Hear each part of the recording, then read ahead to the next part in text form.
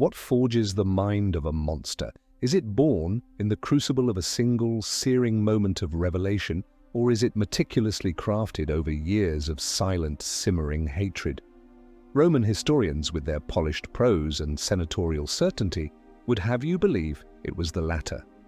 They speak of a solemn oath sworn by a 9-year-old boy before the smoky altar of Baal Hammon.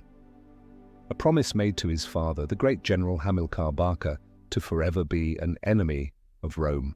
But why, in their meticulous chronicles, do they so consistently omit the presence of a second boy standing beside Hannibal at that altar, a shadow whose name is lost to history? Was this a detail too inconvenient, or a secret too terrifying to record?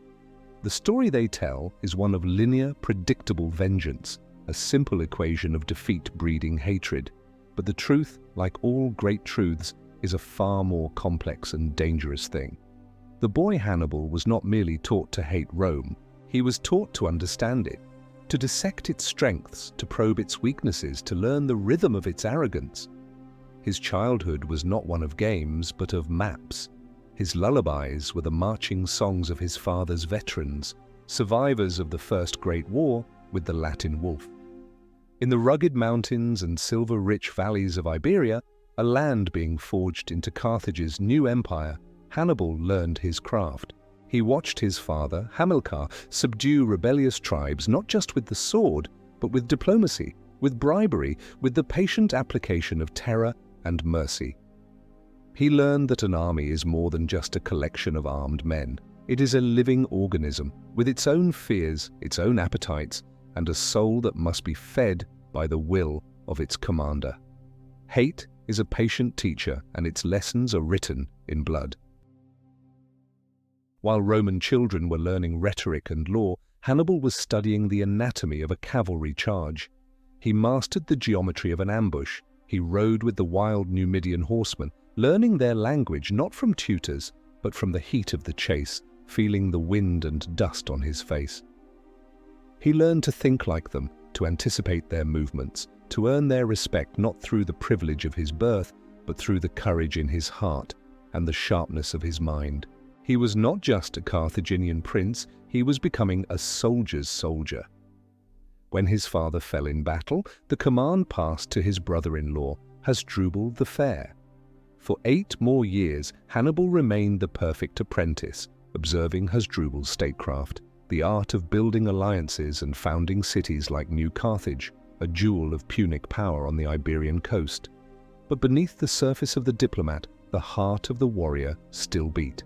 And when an assassin's blade struck Hasdrubal down, the army did not wait for orders from the oligarchs back in Carthage.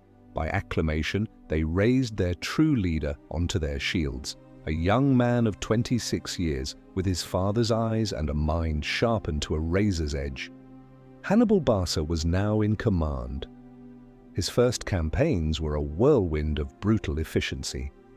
He moved with a speed that defied belief, crushing rebellious Spanish tribes before they could even rally their forces. He was not interested in prolonged sieges or costly wars of attrition. He sought decisive, annihilating battles. His strategy was simple: strike where you are not expected, with a force your enemy cannot comprehend, and with a ruthlessness that shatters their will to fight. He was testing his theories, honing his army into a perfect instrument of his will. This was not just conquest, it was a dress rehearsal for a much grander performance. And the stage for that performance was being set around a wealthy, well-fortified city on the Iberian coast, a city allied with Rome. Its name was Saguntum. The Romans saw Saguntum as a line in the sand, a check on Carthaginian expansion.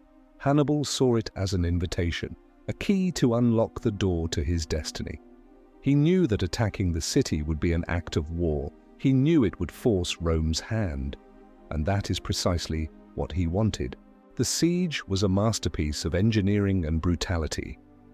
For 8 months, the city held out, desperately awaiting Roman aid that never came. Rome sent envoys, not legions. They debated, they threatened, they issued ultimatums. Hannibal ignored them all. He was a force of nature now, a storm that could not be reasoned with. When Saguntum finally fell, the sack was merciless. The message to Rome was written in the ashes of the city and the blood of its inhabitants. There were no more lines in the sand, there was only Hannibal. In Rome, the news was met with outrage and a strange sense of relief. The tiresome games of diplomacy were over. The Senate, with all the pompous gravity it could muster, formally declared war. They believed it would be a simple affair, a punitive expedition to Spain to teach this upstart boy general a lesson. They would raise 2 consular armies, one to pin him down in Iberia, the other to sail directly to Africa and threaten Carthage itself. It was a classic Roman strategy, powerful, direct, and utterly predictable. They planned a war of logistics and overwhelming force, a war fought by their rules, on battlefields of their choosing. They had built an empire on this logic. They had no reason to believe this time would be any different. They had forgotten, or perhaps never truly understood, the nature of the enemy they had created.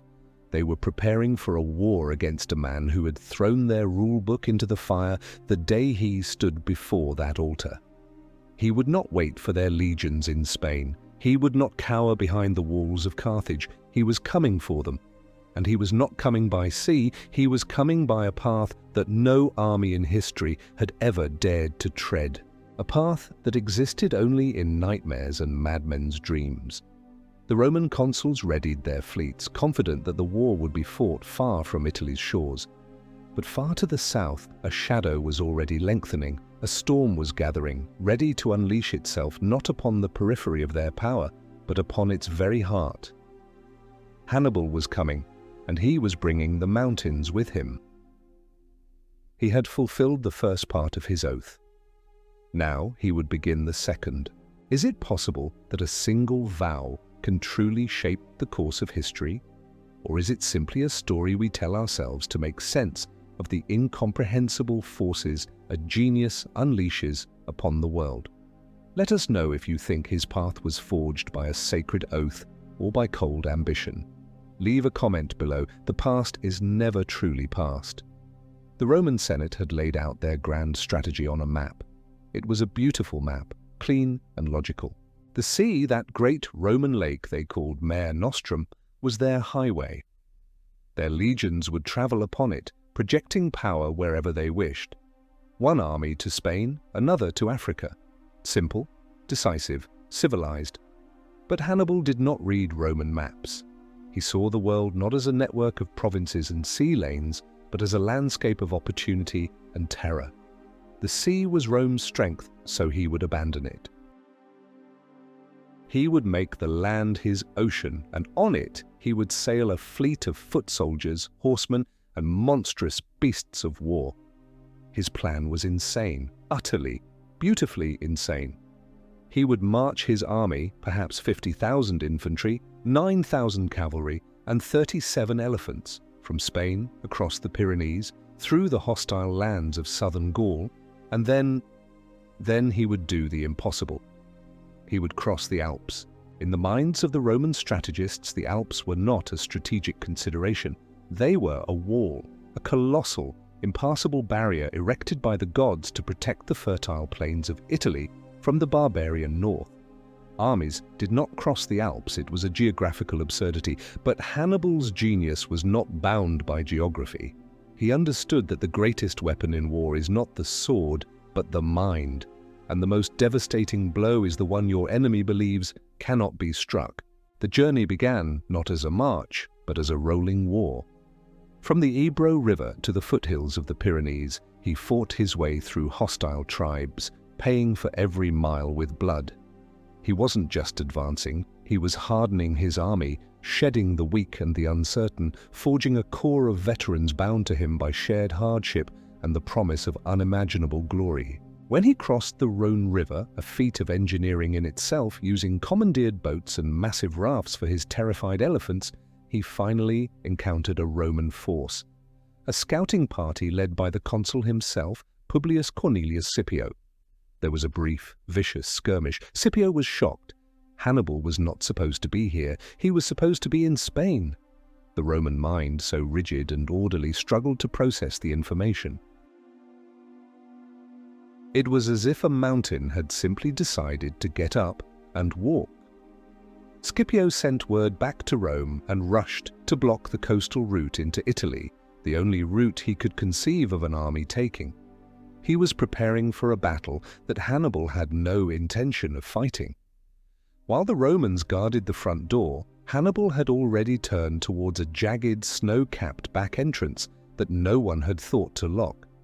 The Alps loomed before them, a breathtaking vista of granite and ice. To his soldiers, many of whom came from the sun-scorched plains of Africa and Spain, it must have looked like the edge of the world. And here, Hannibal revealed the true measure of his leadership. He did not command from the rear. He stood before them, a solitary figure against the immensity of the mountains, and spoke not of hardship, but of glory. He pointed towards the impossible peaks and told them that on the other side lay not just a battlefield, but the wealth of Rome itself.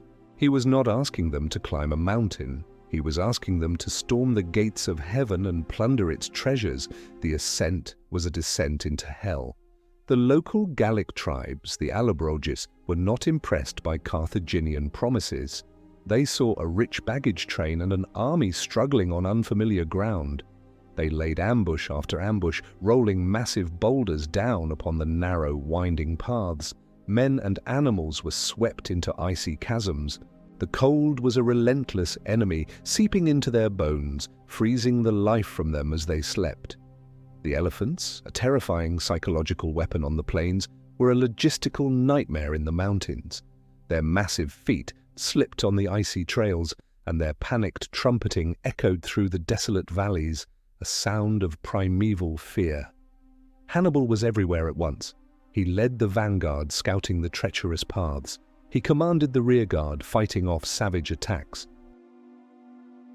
He shared his men's meager rations, slept on the frozen ground beside them, his presence a constant source of inspiration. He was their rock, their shield, their unwavering will.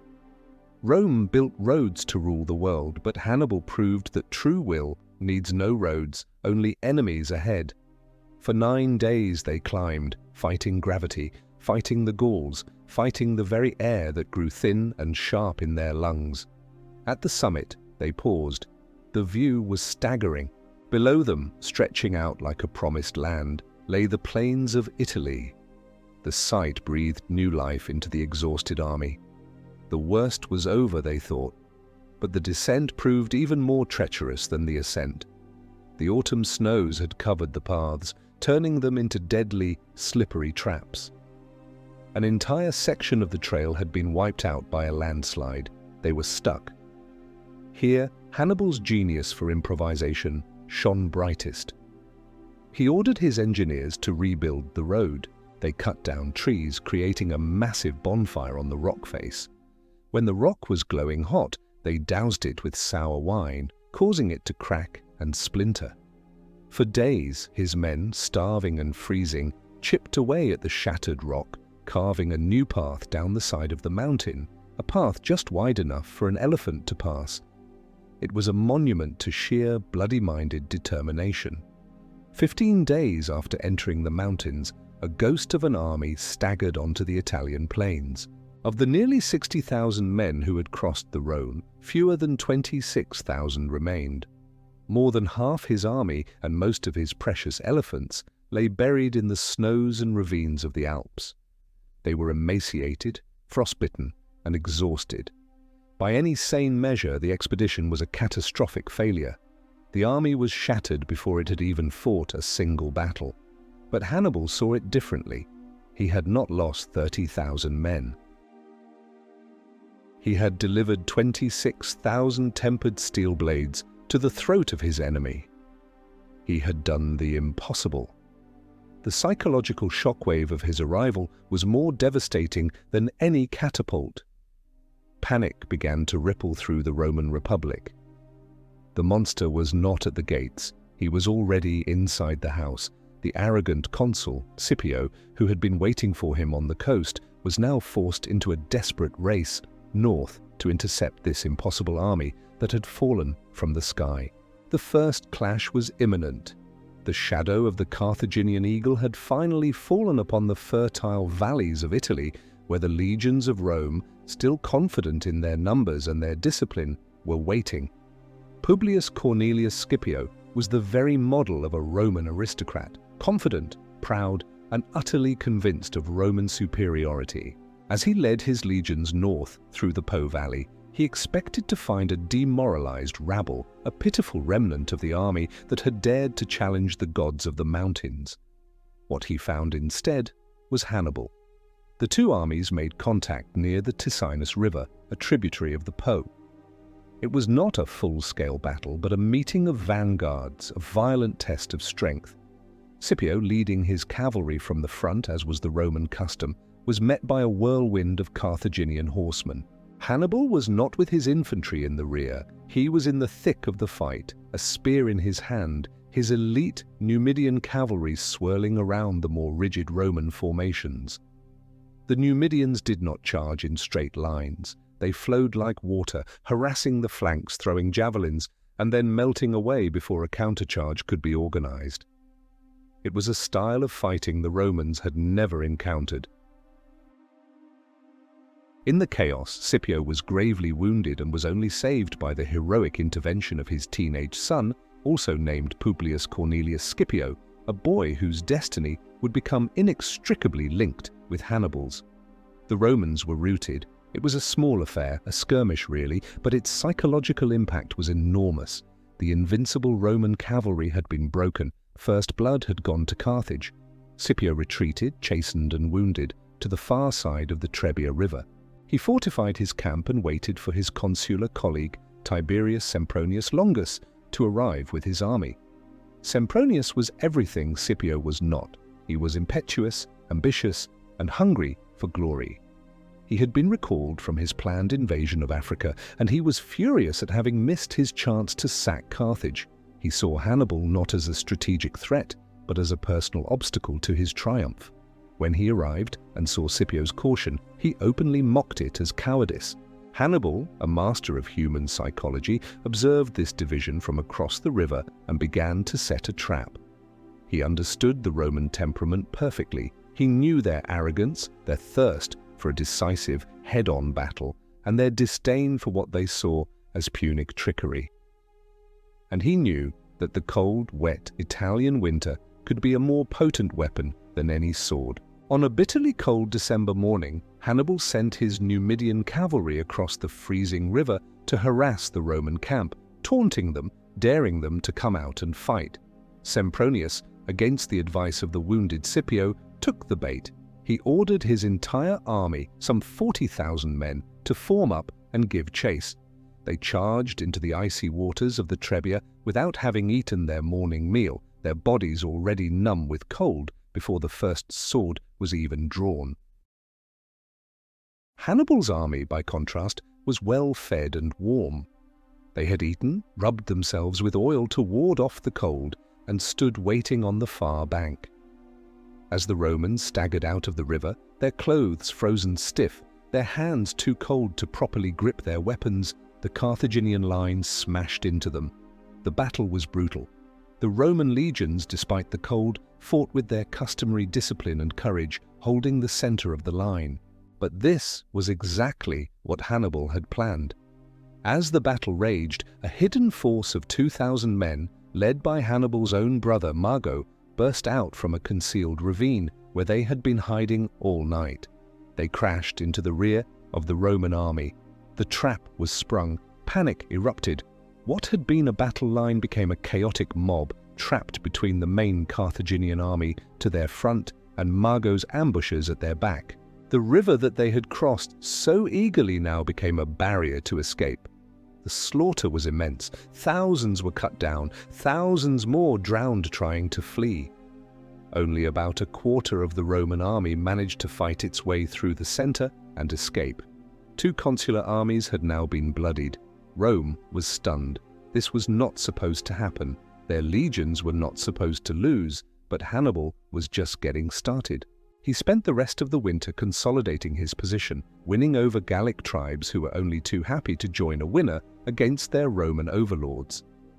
As spring arrived, Hannibal made his next move. He decided to bypass the main Roman armies guarding the direct road south and lead his men on another audacious, terrifying march, this time through the supposedly impassable marshes of the Arno River. For 4 days and 3 nights, they waded through fetid, neck-deep water. There was no dry land to sleep, so they rested on the bodies of fallen pack animals. Disease ran rampant. Hannibal himself, riding on one of his last surviving elephants, contracted a severe eye infection that would leave him blind in one eye for the rest of his life. But he emerged from the swamp where no one expected him, directly in the heart of Etruria, cutting the supply lines of the new Roman consul, Gaius Flaminius. Flaminius, much like Sempronius, was an arrogant and reckless politician. He saw Hannibal's appearance as a personal affront and immediately set off in pursuit, heedless of omens or scouting reports. He was a bull charging at a red cape, and Hannibal was the matador preparing for the kill. Hannibal led him on a chase, marching his army past the northern shore of a large lake called Trasimene. The road ran through a narrow defile with the lake on one side and steep, wooded hills on the other.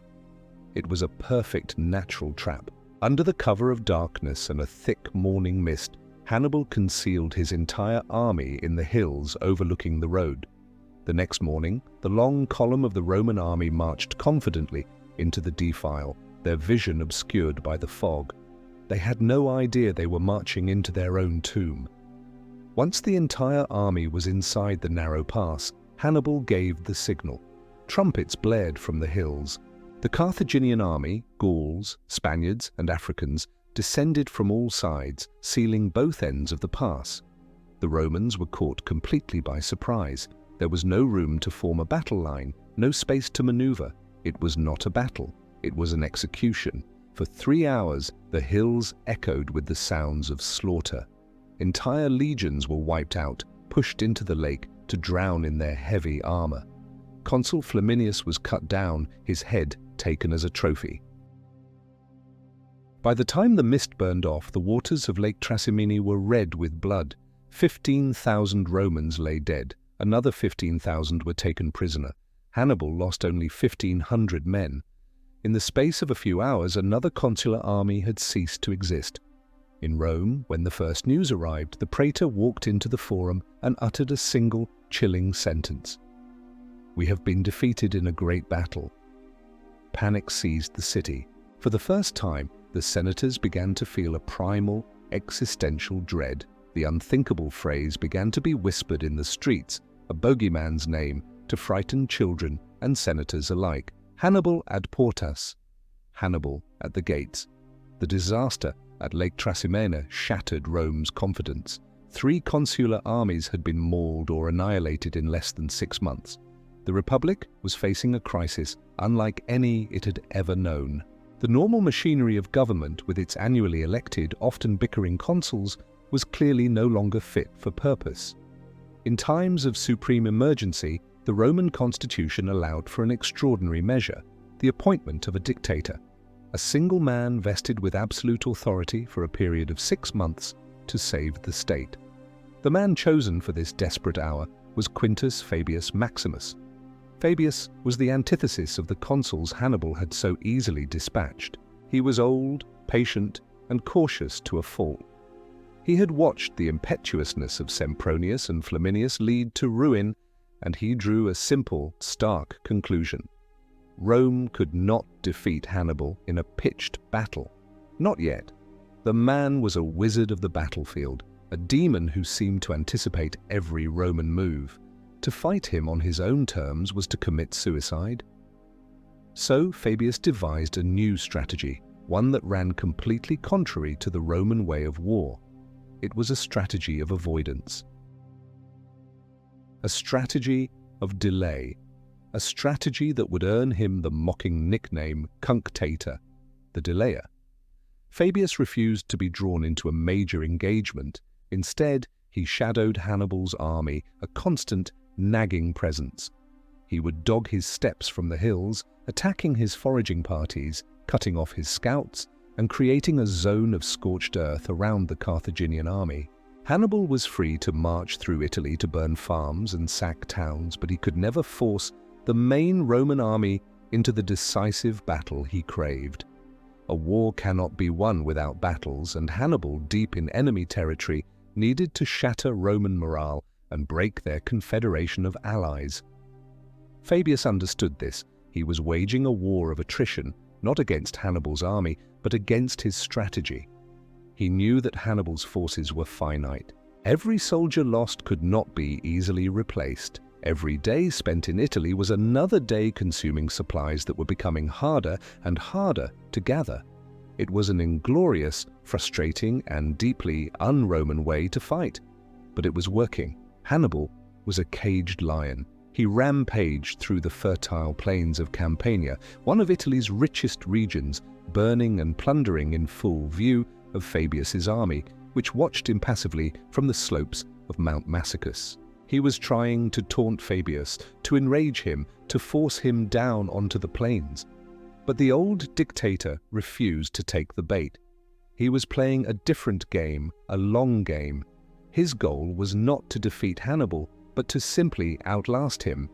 The strategy, however, was wildly unpopular in Rome. The senators and the common people were horrified. They saw their farms burning, their allies threatened, and their armies seemingly cowering in the hills. They wanted a hero who would meet the enemy head-on and destroy him, not a delayer who seemed to be Hannibal's personal tour guide through Italy. Fabius's own master of the horse, his second-in-command, Marcus Minucius Rufus, was one of his most vocal critics, openly calling for a more aggressive approach. The political pressure on Fabius was immense. Hannibal, ever the opportunist, decided to force the issue. He allowed his army to be cornered in a valley near Ager Falernus.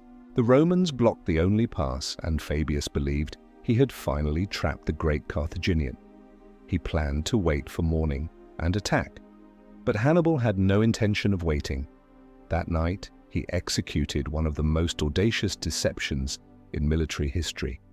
He gathered 2,000 captured oxen, tied bundles of dry wood to their horns, and, in the dead of night, lit the bundles on fire. He then had the terrified, bellowing animals driven up the slopes of the hills adjacent to the pass. The Roman sentries guarding the pass saw the thousands of moving lights and, believing Hannibal's main army was attempting a desperate escape over the mountains, they abandoned their post to intercept them. While the Romans were chasing phantom torches, Hannibal calmly marched his entire army, baggage train and all, through the now unguarded pass to safety. The escape of the oxen was a humiliation for Fabius. It confirmed in the eyes of his critics that his caution was nothing more than cowardice and incompetence. The pressure in Rome became unbearable. In an unprecedented move, the Senate voted to give Minucius, the master of the horse, equal dictatorial power to Fabius. The Roman army was now split, with one half following Fabius's cautious strategy and the other half under Minucius, eager for a fight. Hannibal immediately seized the opportunity.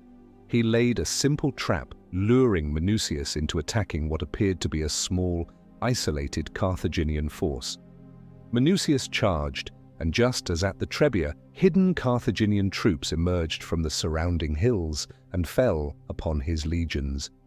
Minucius's command was on the verge of being annihilated when Fabius, putting aside all personal animosity, led his own forces down from the hills and rescued his reckless colleague.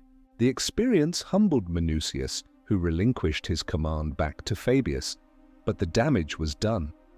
Fabius's 6-month term as dictator was coming to an end.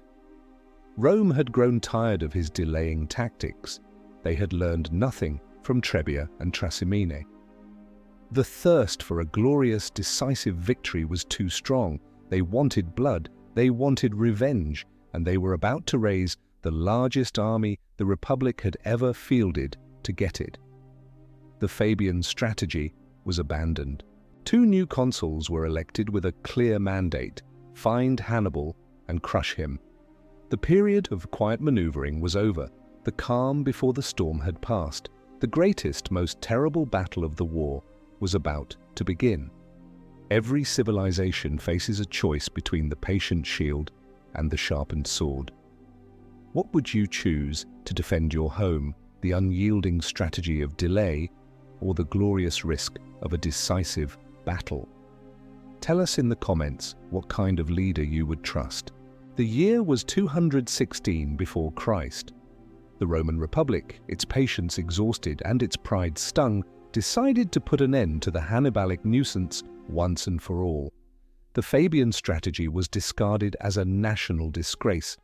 In its place, Rome returned to what it knew best: overwhelming force.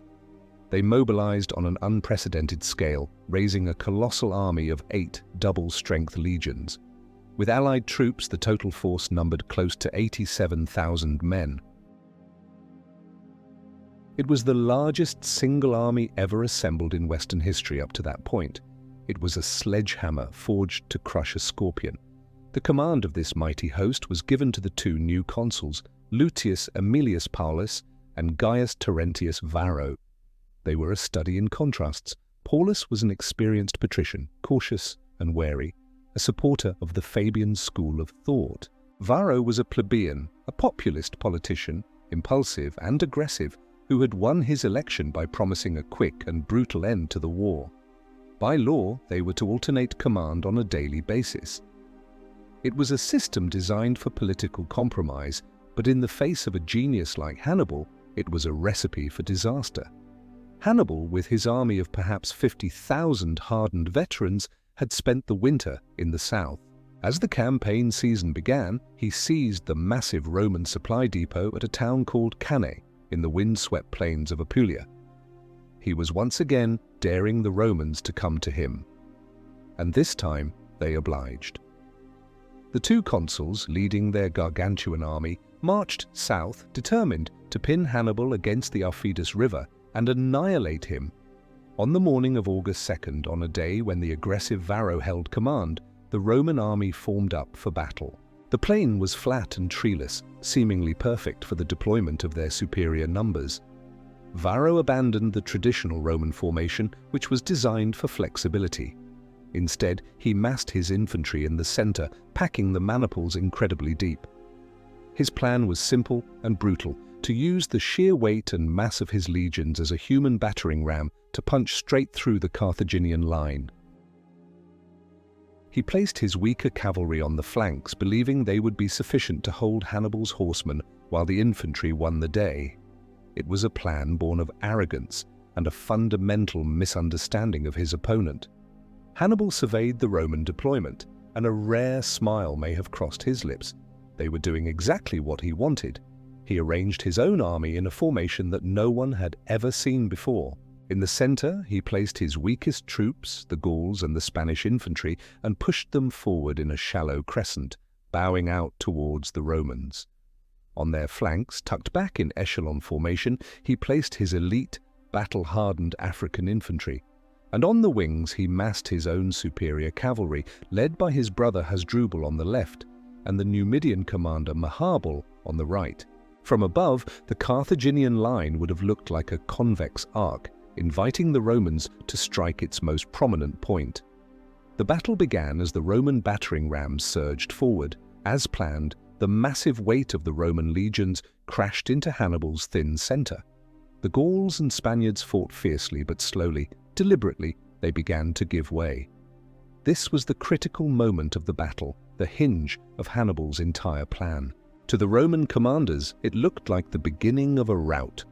Varro urged his men forward, pouring more and more legions into the breach, compressing their own formation even further.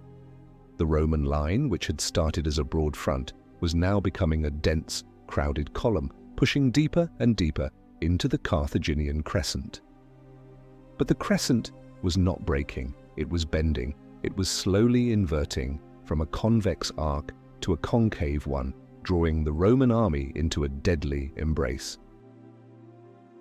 While the Roman infantry was focused on the collapsing center, the real battle was being decided on the wings.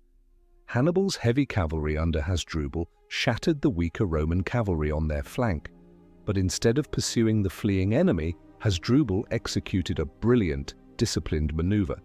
He circled around the entire rear of the Roman army and smashed into the other Roman cavalry wing from behind, which was already engaged with the Numidians. The Roman cavalry was utterly destroyed. The trap was now almost complete.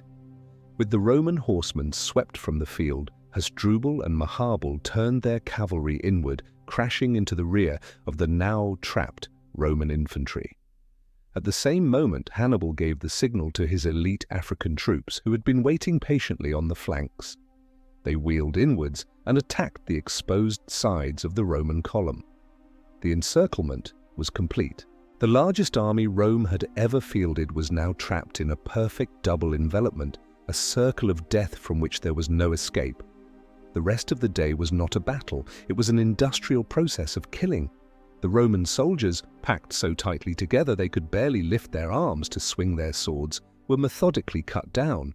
The outer ranks were slaughtered by the Africans and the cavalry, while the inner ranks, helpless and terrified, were crushed to death by the sheer pressure of the mob. The consul, Aemilius Paulus, who had fought bravely, was slain. Varro, the architect of the disaster, managed to escape with a handful of horsemen. By sunset, the plain of Cannae was a lake of blood. Ancient sources claim that as many as 50 to 70,000 Romans and their allies were killed. It remains one of the single deadliest days of combat in human history. Carthage lost perhaps 6,000 men. It was more than a defeat. It was the annihilation of a generation of Roman manhood. The sledgehammer had been shattered. After the battle, the fiery cavalry commander Maharbal urged an immediate march on the capital. "You know how to win a victory, Hannibal," he famously said, "but you do not know how to use one." But Hannibal hesitated. Why? Did he lack the siege equipment? Was his army too exhausted? Or did he believe that the very terror of Cannae would be enough to bring Rome to the negotiating table? The question has haunted historians for 2 millennia. The road to Rome was open. But the victor of Cannae did not take it. The apotheosis of slaughter had been achieved, but the war was far from over. The news of Cannae struck Rome like a thunderbolt from a clear sky. It was a catastrophe beyond comprehension. The city descended into a state of collective hysteria. The Sibylline books were consulted. In a dark reversion to ancient rites, 2 Gauls and 2 Greeks were buried alive in the Forum Boarium as a sacrifice to appease the angry gods. The entire state seemed to be on the verge of collapse. Any lesser power would have sued for peace. But Rome was not any lesser power. In this, its darkest hour, the true genius of the Roman system revealed itself. There was no talk of surrender. The Senate, led by the old hero Fabius Maximus, projected an image of absolute, unbreakable resolve. They forbade public mourning.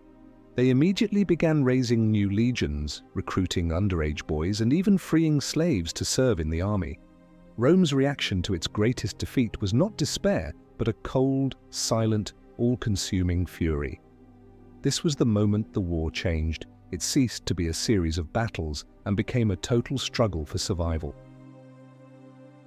For Hannibal, the aftermath of Cannae was a period of frustrating anticlimax. His military masterpiece did not deliver the strategic knockout blow he had hoped for. While some cities in southern Italy, most notably the great metropolis of Capua, did defect to his side, the core of the Roman Confederation held firm. The Latins, the backbone of Roman power, remained loyal. Hannibal had hoped for a mass uprising against Roman rule, but it never materialized. He was the master of the battlefield, but he was discovering that you cannot conquer a system with tactics alone. He was a genius, trapped by his own success. The war now entered a new phase, a long, grinding war of attrition across the rugged landscape of southern Italy. Rome, having learned its lesson in the most brutal way imaginable, reverted to the Fabian strategy with a vengeance. There would be no more great pitched battles. The new Roman commanders, men like Marcus Claudius Marcellus, the Sword of Rome, shadowed Hannibal relentlessly.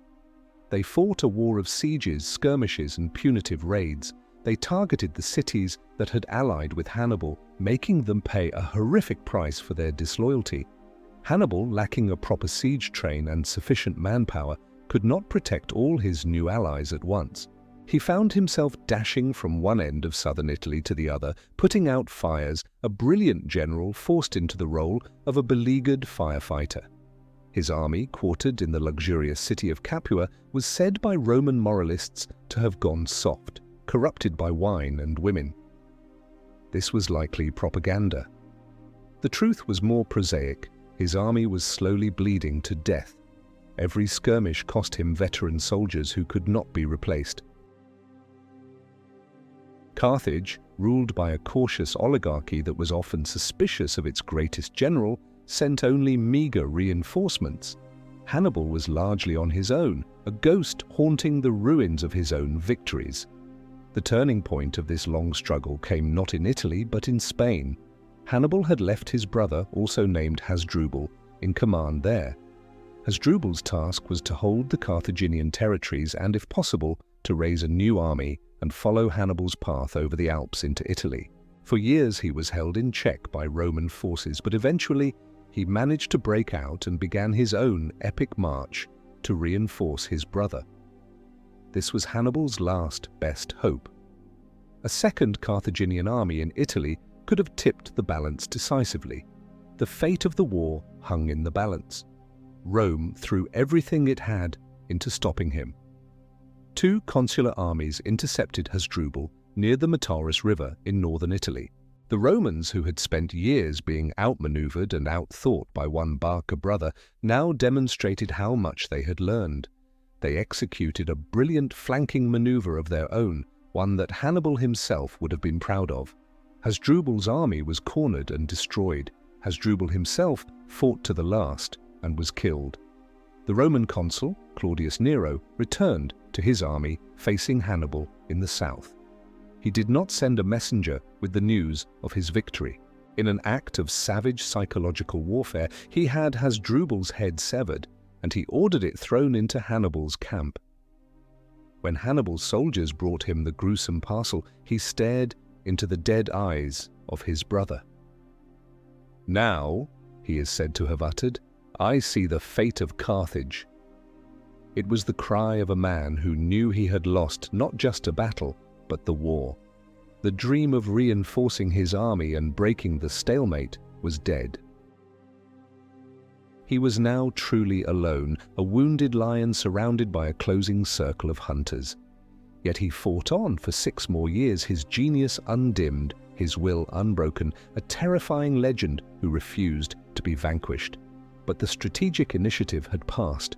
A new Roman star was rising in the west, a man who had studied the master's every move and was preparing to turn his own deadly art against him. While Hannibal was trapped in his long attritional struggle in Italy, a new Roman hero was being forged in the fires of Spain. His name was Publius Cornelius Scipio, the same young man who had saved his father's life at the Battle of the Ticinus. Scipio had witnessed firsthand the disasters of the Trebia and Cannae, where his father and uncle had eventually fallen. But unlike his contemporaries, he did not see Hannibal as a supernatural monster. He saw him as a brilliant general, and he understood that to defeat a genius, you must first learn from him. Scipio dedicated himself to studying Hannibal's tactics, his use of reconnaissance, his emphasis on cavalry, his mastery of surprise and deception. He realized that Rome could not win by simply being Roman, by relying on brute force and rigid discipline. It had to become something new. It had to learn from its enemy. Given command of the Roman forces in Spain at the astonishingly young age of 25, Scipio began to put his lessons into practice. His first major act was a stroke of Hannibalic genius. While 3 Carthaginian armies were scattered across Spain, Scipio ignored them all and made a lightning-fast forced march on the capital of Carthaginian Iberia, New Carthage. The city was considered impregnable, protected by the sea and a lagoon. But Scipio, through careful reconnaissance, learned from local fishermen that the lagoon was shallow enough to be waded at low tide. In a perfectly coordinated assault, he attacked the city's main gates, while a second force waded through the lagoon and scaled the undefended sea walls. The city fell in a single day. It was a stunning victory that not only gave Rome a vital port and access to the silver mines, but it also had a devastating psychological effect. Scipio was using Hannibal's own methods against his people. Over the next few years, Scipio systematically dismantled the Carthaginian Empire in Spain. At the Battle of Baecula and later at Ilipa, he faced Carthaginian armies that used Hannibal's own envelopment tactics. But Scipio, having studied the master, anticipated them. At Ilipa, in a battle that is considered a tactical masterpiece rivaling Cannae, he used a reverse Cannae formation. He placed his weaker Spanish allies in the center and his elite Roman legions on the flanks. He then used his legions to execute a double envelopment of the Carthaginian forces, crushing them completely. He had not just defeated the Carthaginians, he had beaten them at their own game. He had perfected the art of his enemy. Having secured Spain, Scipio returned to Rome a hero. But he was not content. He knew that as long as Hannibal remained on Italian soil, the war would never truly be over. He proposed a daring, audacious plan, one that horrified the older, more cautious members of the Senate like Fabius Maximus. Scipio wanted to stop chasing Hannibal's ghost in Italy. He wanted to take the war directly to Carthage. He argued that the only way to get Hannibal out of Italy was to force his government to recall him to defend his homeland. Fabius argued it was too risky, that it would leave Rome itself undefended. The debate was fierce, but Scipio's youthful charisma and his stunning record of success won the day. He was granted an army and permission to invade Africa. In 204 before Christ, a Roman fleet landed on the shores of North Africa. The hunter had finally become the hunted. Scipio immediately began to wreak havoc, defeating Carthaginian armies and, crucially, winning over the powerful Numidian king Massinissa, whose superb cavalry had once been one of Hannibal's greatest assets. Carthage, in a panic, saw only one solution. They sent messengers to Italy, to the man who had been their sword and shield for 15 long years. They recalled Hannibal. The great general, undefeated on Italian soil, was forced to abandon the war he had so long sustained.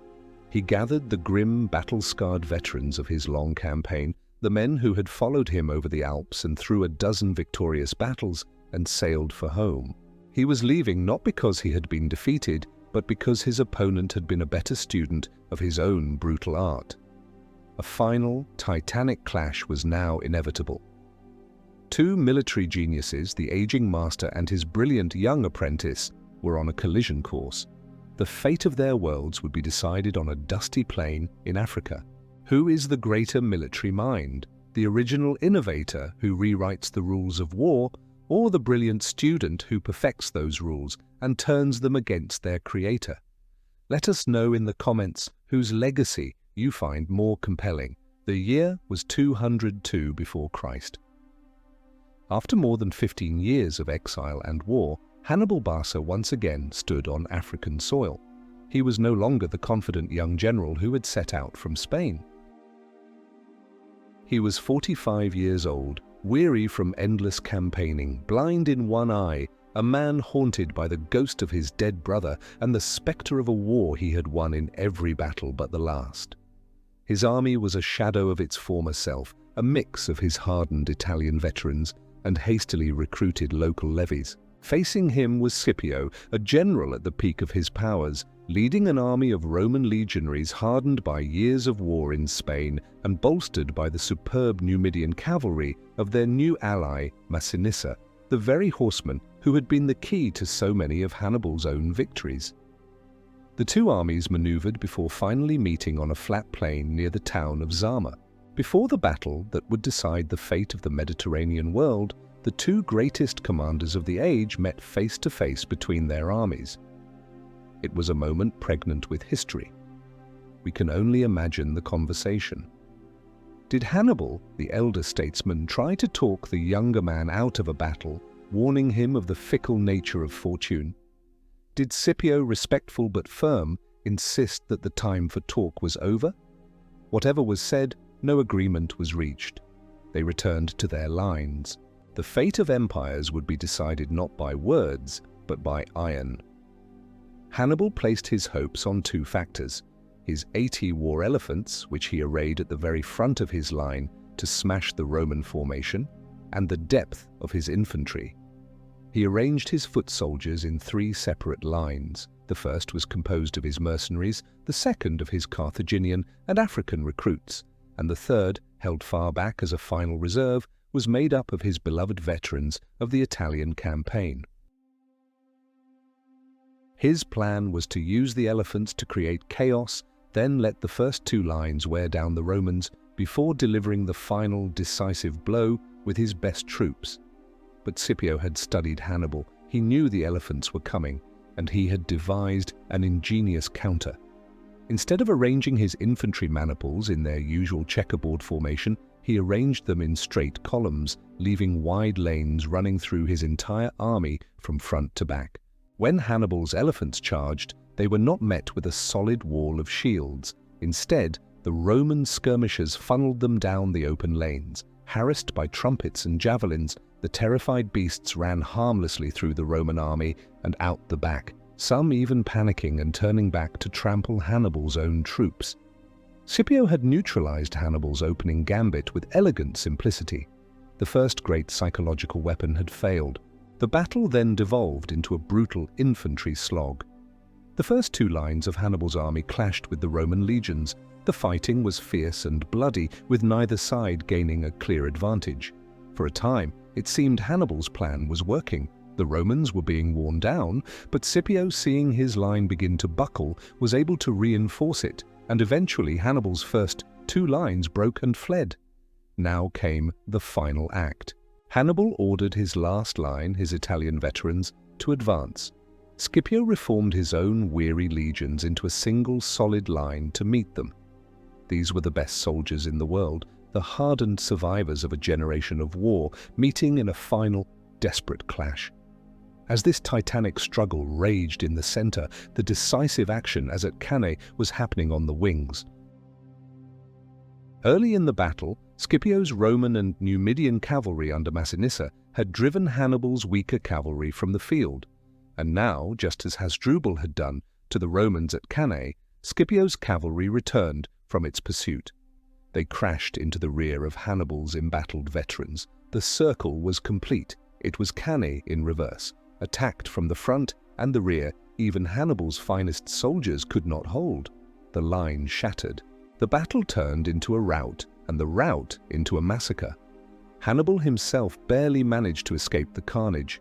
For the first and only time in his career, he had been decisively, catastrophically defeated in a major battle. The architect of the double envelopment had been destroyed by his own masterpiece. Zama was the end. The Second Punic War was over. Carthage was forced to accept a humiliating peace, stripped of its empire, its navy, and its wealth.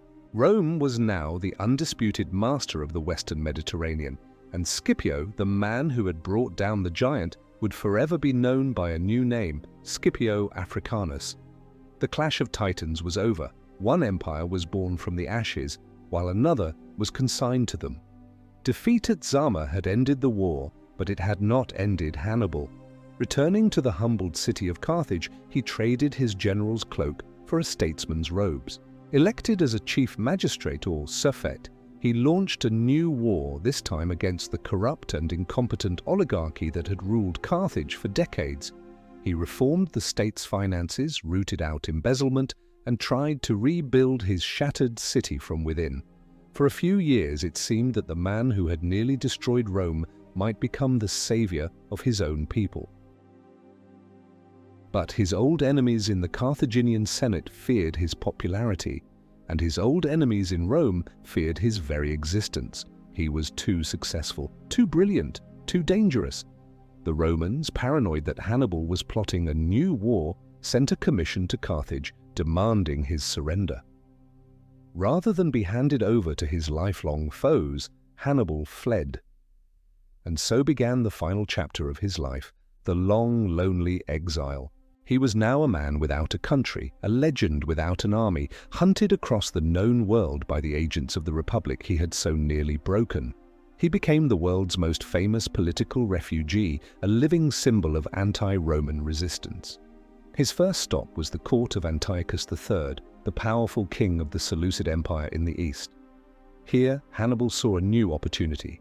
He tried to forge a grand coalition to persuade Antiochus to invade Greece and Italy, to light a new fire that could consume Rome. He offered his unparalleled military expertise as a military advisor. But Antiochus was vain and suspicious. He respected Hannibal's fame but distrusted his genius, seeing him as a rival. The king listened to his own flattering courtiers instead of the Carthaginian exile, and when he finally went to war with Rome, he ignored Hannibal's strategic advice. The result was predictable. The Seleucid armies were crushed by the Roman legions. The war for Hannibal did not end with one defeat. It was a condition of his soul. Hannibal was forced to flee again, now a fugitive from two world powers. Roman spies and assassins were constantly on his trail. He became a ghost, moving from one minor kingdom to another around the shores of the Black Sea, always one step ahead of his pursuers. He was a kingmaker without a crown, a general without soldiers, a man whose only remaining weapon was his mind and the terror his name still inspired in the Roman Senate. He had become an idea, and ideas are much harder to kill than men. He was the eternal boogeyman, the shadow that haunted Rome's imperial dreams. Every new crisis, every barbarian incursion, every political instability was met with the paranoid question, is Hannibal behind this? They had defeated his armies, but they could not defeat the fear he had instilled in their collective psyche. He had lost the war, but he had won a strange and terrible kind of psychological immortality. He had become a permanent part of the Roman nightmare. This lone, aging exile with no resources save his own unbroken will was still waging his war. He could no longer field armies, so he fought with whispers, with plans, with the potent currency of his own legend. He advised kings on how to build fleets and train soldiers. He drew up plans for new campaigns. He was a one-man strategic consulting firm for anyone who hated Rome. He was proving that a single, focused mind, animated by an unquenchable hatred, could be as dangerous to an empire as a fully armed legion. The Romans had hoped that by defeating him, they could forget him. But they found, to their horror, that the ghost of Hannibal was in some ways more terrifying than the man himself.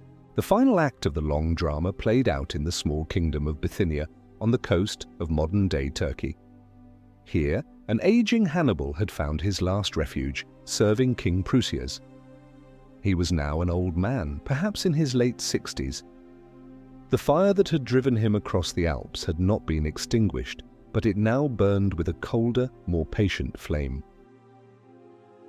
He even commanded the Bithynian fleet in a naval battle, winning a victory through a bizarre but brilliant stratagem. He had his soldiers hurl clay pots filled with venomous snakes onto the decks of the enemy ships. Even in old age, his mind was still a wellspring of asymmetrical, terrifying ideas. But Rome's memory was long, and its vengeance was relentless. A Roman delegation, led by the former consul Titus Quinctius Flamininus, arrived in Bithynia. Their mission was simple: to demand the immediate surrender of Hannibal Barca. King Prusias, fearing the wrath of Rome more than he valued the loyalty of his guest, agreed. He sent soldiers to surround Hannibal's villa. The long chase was finally over. The old lion was cornered. When Hannibal learned that the house was surrounded and all escape routes were cut off, he showed no fear, only a weary contempt. He had known this day would come. For years, he had carried a small vial of poison with him, concealed in a ring, determined never to be taken alive, never to be paraded through the streets of Rome in a triumphal procession. He would deny his enemies their final satisfaction. "Let us now relieve the Romans of their great anxiety," he is reported to have said, "since they cannot wait for the death of an old man." He then raised the cup of poison to his lips and drank. The man who had brought Rome to its knees died alone, a fugitive in a foreign land, defeated not by a Roman sword, but by the exhaustion of a world that was no longer big enough to hide him. In Rome, The news of his death was met with a sigh of collective relief, but also perhaps a hidden, grudging respect. The great enemy was gone. The nightmare was over. Yet the ghost of Hannibal would loom over the Republic, and later the Empire, for centuries. His name became a proverb, a name used to frighten naughty children. His campaigns became required reading for every aspiring Roman general. He was the monster, the adversary, the ultimate other, against whom Rome defined itself. Decades later, a paranoid and vengeful Rome would launch a final, brutal war against a much weakened Carthage. The Third Punic War was not a strategic necessity. It was an act of psychological vengeance. When the city was finally captured, it was systematically destroyed, its fields sown with salt, a ritualistic murder of a city, a belated symbolic killing of the enemy they could never truly vanquish. They were still fighting the ghost of Hannibal. He had lost the war, but he had won immortality. He had seared his name into the memory of his enemies so deeply that they could not erase it, even by erasing his entire civilization. He remains a titan of military history, a symbol of strategic genius, of unbreakable will, and of the eternal struggle of the individual against the overwhelming power of the state. His life poses a final, haunting question. His enemy, Rome, was victorious, building an empire that would define the Western world, yet it lived for centuries in the shadow of its fear of him. Tell us, what echoes louder through the halls of history, the temporary triumph of a ruthless power or the immortal legend of a doomed genius? Write your answer in the comments. Your choice defines what we remember.